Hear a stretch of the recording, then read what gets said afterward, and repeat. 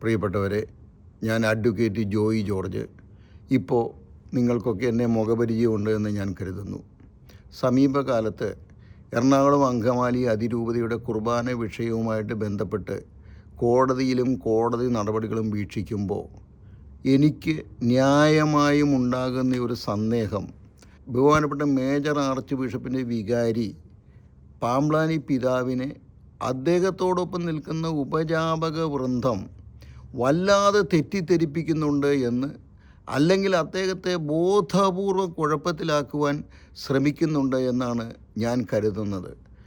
കേരളത്തിലെ, ഇന്ത്യയിലെ നീതിന്യായ സംവിധാനത്തെ ആകമാനം വെല്ലുവിളിക്കുന്ന രീതിയിൽ അദ്ദേഹത്തെ ചെന്ന് കുഴപ്പത്തിലാക്കുവാൻ മനഃപൂർവ്വം അവർ ശ്രമിക്കുന്നതായിട്ടാണ് എനിക്ക് തോന്നുന്നത്.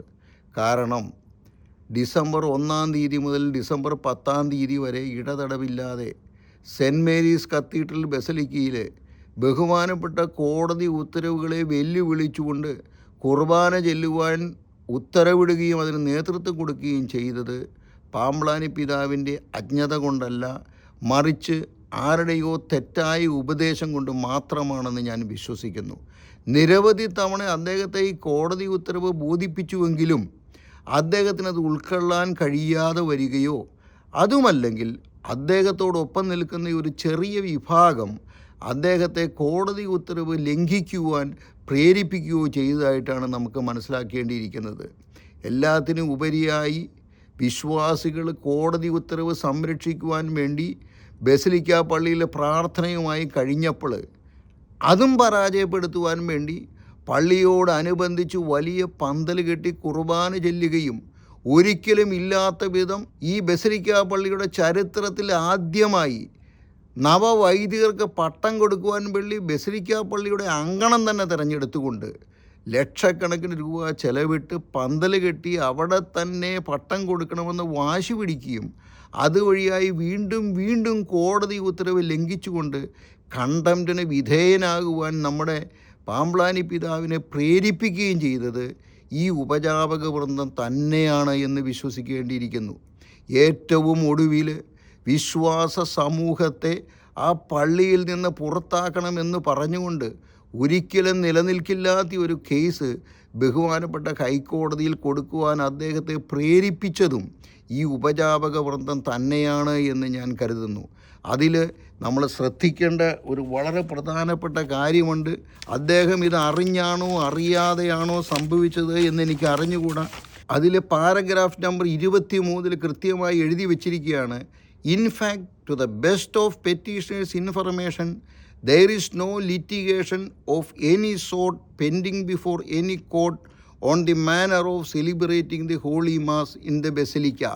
അതായത് ബസലിക്ക പള്ളിയിലെ കുർബാന സംബന്ധിച്ച് യാതൊരു നിയമ നടപടികളും നിലവിലുള്ളതായി എൻ്റെ അറിവിലില്ല എന്ന് കേരള ഹൈക്കോടതിയിൽ ഒരു സത്യവാങ്മൂലം കൊടുക്കുവാൻ മേജർ ആർച്ച് ബിഷപ്പിൻ്റെ വികാരിയെ പ്രേരിപ്പിച്ച ചേതോവികാരം എന്താണ് എന്ന് നമുക്ക് അത്ഭുതത്തോടെ മാത്രമേ കാണാൻ കഴിയൂ. കാരണം കഴിഞ്ഞ വർഷം ഇതേ സമയം അന്ന് അഡ്മിനിസ്ട്രേറ്ററായിരുന്ന തരിയൻ ആളിയത്തച്ഛന് 12/4/2025 തീയതി അദ്ദേഹം തരിയൻ ആളിയത്തച്ഛന് എഴുതിയ കത്ത്, എറണാകുളം സെൻറ്റ് മേരീസ് ബസലിക്ക ദേവാലയത്തിൽ നിലവിൽ വിശുദ്ധ കുർബാന അർപ്പണത്തിന് കോടതി വിലക്ക് നിലനിൽക്കുന്നതിനാൽ ഈ വർഷത്തെ വിശുദ്ധ വാരത്തിൽ ഓശാന ഞായർ മുതൽ ഈസ്റ്റർ ഞായർ വരെ തിരുക്കർമ്മങ്ങളൊന്നും ഉണ്ടായിരിക്കുന്നതല്ല. വ്യക്തിപരവും നിശബ്ദവുമായ പ്രാർത്ഥനയ്ക്ക് വേണ്ടി മാത്രം ബസലിക്ക പള്ളി തുറന്നിടുന്നതായിരിക്കും.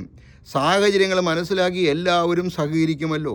പീഡാനുഭവ വാരത്തിന് ദൈവാനുഗ്രഹങ്ങൾ പ്രാർത്ഥനാപൂർവ്വം ആശംസിക്കുന്നു എന്ന് 12/4/2025 തീയതി അന്നത്തെ അഡ്മിനിസ്ട്രേറ്റർ എന്ന തരിയൻ ഞാളിയത്തിന് കത്തെഴുതിയ മേജർ ആർച്ച് ബിഷപ്പ് തന്നെ 2025 ഡിസംബർ ആയപ്പോൾ എനിക്ക് കോടതിയിലെ കുർബാന സംബന്ധിച്ച് കോടതിയിൽ യാതൊരു വ്യവഹാരവും ഉള്ളതായി അറിവില്ല എന്ന് പറയുക വഴി അദ്ദേഹത്തെ നുണ പറയാൻ പ്രേരിപ്പിക്കുകയും കേരള ഹൈക്കോടതിയിൽ കള്ളസത്യവാങ്മൂലം കൊടുക്കുവാൻ പ്രേരിപ്പിക്കുകയും ചെയ്തത് ഈ ഉപജാപക വൃന്ദമാണെന്നും അത് മേജർ ആർച്ച് ബിഷപ്പിൻ്റെ മനഃപൂർവ്വം കുഴപ്പത്തിലാക്കാനും അദ്ദേഹത്തിന് ഭാവിയിൽ ലഭിക്കുന്ന ഉന്നത പദവികൾ നിഷേധിക്കുവാനുമുള്ള ഒരു വലിയ ഗൂഢാലോചനയുടെ ഭാഗമാണ് ഒരുപക്ഷെ തീവ്രവാദ ബന്ധവും വിമത വിഭാഗവുമായിട്ടുള്ളൊരു ബന്ധവും ഇത് ഇണചേർന്ന് കിടക്കുന്നു എന്ന് തന്നെ നമ്മൾ ധരിക്കേണ്ടതായിട്ട് വരും.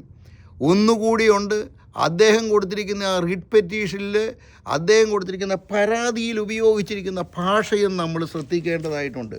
അദ്ദേഹം കൊടുത്തിരിക്കുന്ന പരാതിയിൽ വിശ്വാസ സമൂഹത്തെ അദ്ദേഹം വിശേഷിപ്പിച്ചിരിക്കുന്നത് ഞാൻ അതുകൂടി എൻ്റെ പ്രിയപ്പെട്ട ശ്രോതാക്കൾക്കായി ഞാൻ പങ്കുവയ്ക്കാൻ ആഗ്രഹിക്കുന്നു. അദ്ദേഹം 31/12/2025 തീയതി കൊടുത്തിരിക്കുന്ന പരാതിയിൽ Ultimately, the Basilica was opened on 1/12/2025 and the religious functions with Holy Kurbana attained normalcy. But unfortunately, on 10/12/2025, a bunch of hooligans came forcibly into the Basilica Church, took possession of the same and locked the doors of the church from inside. അതായത് സഭയോടൊപ്പം നിൽക്കുന്ന, സഭയോടൊപ്പം പാറ പോലെ ഉറച്ചു നിൽക്കുന്ന, മാർപ്പാപ്പായുടെ തീരുമാനം നടപ്പിലാക്കണമെന്ന് അടിയുറച്ച് വിശ്വസിക്കുന്ന വിശ്വാസ സമൂഹത്തെ മേജർ ആർച്ച് ബിഷപ്പിൻ്റെ വികാരി ഹൂളിഗൻസ് എന്ന പദപ്രയോഗങ്ങൾ കൊണ്ട് വിശേഷിപ്പിക്കണമെങ്കിൽ അദ്ദേഹത്തിന് എന്തോ സംഭവിച്ചിരിക്കുന്നു, അല്ലെങ്കിൽ അദ്ദേഹത്തിനോടൊപ്പം നിൽക്കുന്നവർ അദ്ദേഹത്തെ വല്ലാതെ വഴിതെറ്റിക്കുന്നു എന്ന് വേണം നമ്മൾ വിശ്വസിക്കാൻ. മാത്രവുമല്ല, അതിൽ കൃത്യമായിട്ട് പറഞ്ഞിരിക്കുകയാണ് 1/12/2025 തീയതി മുതൽ ബസിലിക്ക പള്ളിയിൽ കുർബാന ആരംഭിച്ചു എന്ന് കോടതിയുടെ നിരോധന ഉത്തരവ് നിലനിൽക്കുമ്പോൾ അദ്ദേഹത്തെ കൊണ്ട് തന്നെ കേരള ഹൈക്കോടതിയിൽ പറയിപ്പിക്കുവാൻ അദ്ദേഹത്തോടൊപ്പം നിൽക്കുന്നവർ ശ്രമിച്ചു എന്ന് പറഞ്ഞാൽ കോടതി അലക്ഷ്യ നടപടികൾക്ക് പാമ്പ്ളാനി പിതാവിനെ വിധേയനാക്കണമെന്ന് ആരോ ബോധപൂർവം ശ്രമിക്കുന്നു. ഇതിന് പുറകിലുള്ള ഗൂഢാലോചനയും തീവ്രവാദ ബന്ധവും തീർച്ചയായും അന്വേഷിക്കുക തന്നെ വേണം. ഇങ്ങനെയൊരു റിട്ട് പെറ്റീഷൻ കേരള ഹൈക്കോടതിയിൽ കൊടുക്കാൻ ഇടയായ സാഹചര്യം, ഈ കേസ് മെറിറ്റിൽ കേൾക്കാൻ ഇടയായാൽ അതിലെ പെറ്റീഷണറായ മേജർ ആർച്ച് ബിഷപ്പിൻ്റെ വികാരിക്കുണ്ടാക്കാവുന്ന ഫാർ റീച്ചിങ് കോൺസിക്വൻസിനെ കുറിച്ച് നമ്മൾ വിമതർ ബോധവാനല്ലെങ്കിലും നമ്മൾ സഭാവിശ്വാസികൾ ബോധവാന്മാരായിരുന്നു. എന്തിന് സൂചി കൊണ്ടെടുക്കാവുന്ന ഒരു വിഷയം ഇപ്പോൾ തൂമ്പ കൊണ്ടുപോലും എടുക്കാൻ കഴിയാത്ത അവസ്ഥയാണ്. വെറുമൊരു വെള്ളക്കടലാസിൽ സിവിൽ കോടതി ഉത്തരവിന് വിധേയമായി മാത്രമേ കുർബാന ചെല്ലൂ എന്ന് എഴുതി തന്നാൽ ആ നിമിഷം ബസിലിക്ക പള്ളിയിൽ നിന്നും വിശ്വാസികൾ ഇറങ്ങാൻ തയ്യാറായിരുന്നു. അത് വളരെ വ്യക്തമായി ഞങ്ങൾ കൂരിയായി അറിയിച്ചതുമാണ്. അങ്ങനെ ഒരു വെള്ളക്കടലാസിൽ പോലും എഴുതി തരാൻ വിസമ്മതിച്ച സഭാ നേതൃത്വം ഇന്ന് സഭയെ കൊണ്ട് എത്തിച്ചിരിക്കുന്നത് എവിടെയാണ്? എല്ലാ അധികാരങ്ങളും ഇതിന് ഉത്തരവാദി സീനഡും മേജർ ആർച്ച് ബിഷപ്പും മേജർ ആർച്ച് ബിഷപ്പിൻ്റെ വികാരിയുമാണ് എന്ന് പറയാതിരിക്കാൻ കഴിയില്ല നമുക്ക്.